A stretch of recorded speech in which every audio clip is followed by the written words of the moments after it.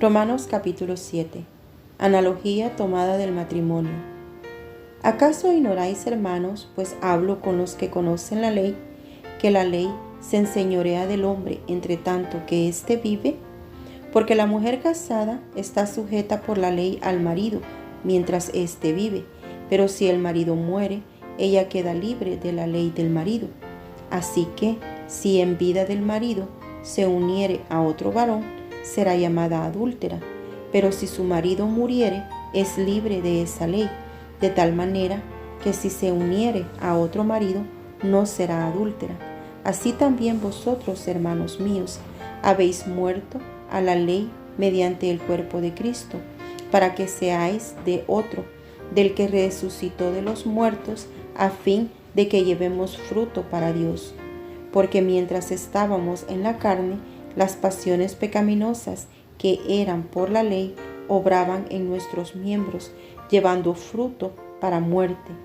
Pero ahora estamos libres de la ley por haber muerto para aquella en que estábamos sujetos, de modo que sirvamos bajo el régimen nuevo del Espíritu y no bajo el régimen viejo de la letra. El pecado que mora en mí. ¿Qué diremos, pues? ¿La ley es pecado? En ninguna manera, pero yo no conocí el pecado sino por la ley, porque tampoco conociera la codicia, si la ley no dijera no codiciarás.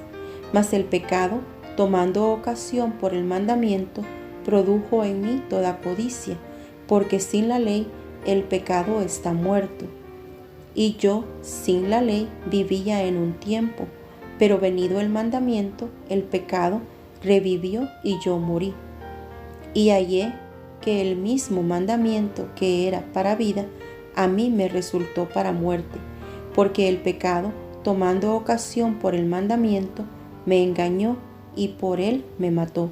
De manera que la ley a la verdad es santa, y el mandamiento santo, justo y bueno. Luego, lo que es bueno, ¿vino a ser muerte para mí?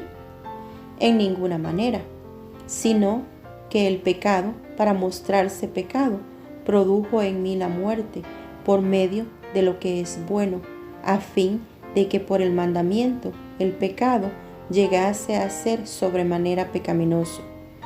Porque sabemos que la ley es espiritual, mas yo soy carnal, vendido al pecado.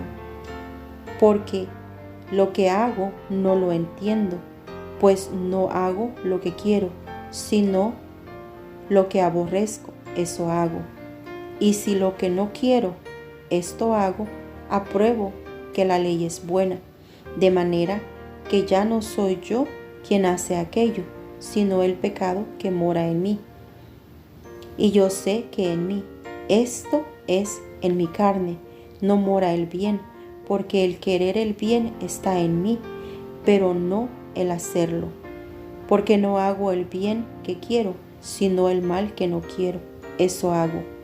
Y si hago lo que no quiero, ya no lo hago yo, sino el pecado que mora en mí. Así que, queriendo yo hacer el bien, hallo esta ley, que el mal está en mí, porque según el hombre interior me deleito en la ley de Dios. Pero veo otra ley en mis miembros, que se rebela contra la ley de mi mente y que me lleva cautivo a la ley del pecado que está en mis miembros. Miserable de mí, ¿quién me librará de este cuerpo de muerte? Gracias doy a Dios por Jesucristo, Señor nuestro.